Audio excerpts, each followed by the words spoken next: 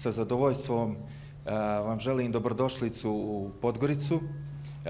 Ove godine imamo tu čast da budemo domaćini 8. regionalnog EP izazova, prestižnog takmičenja koje iz godine u godinu okuplja najbolje mlade talente iz regiona i pruža im šansu da prezentuju svoje ideje i inovacije.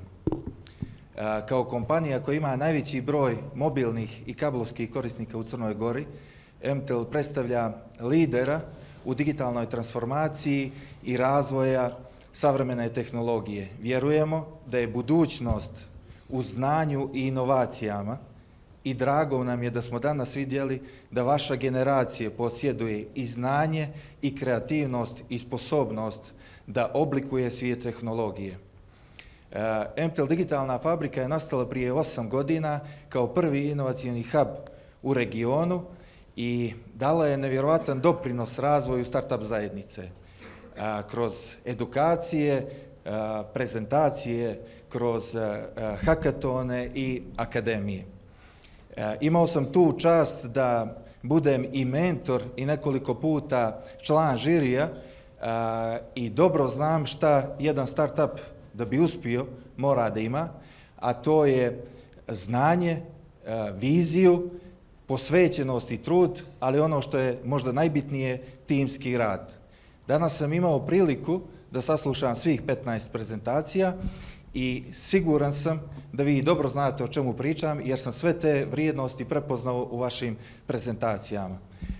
Dragi mladi inovatori, danas ste pokazali da niste samo korisnici tehnologije, nego i njeni stvaraoci. Ono što je bitno da znate, vi ste danas na početku, vi ste prezentovali vaše ideje, ali ovo je način na koji se stvaraju dobri i uspješni startupovi. U učionici, na takmičenje, u timu koji vjeruje da možete da promijenite svijet. Baš vam tu mi možemo pomoći.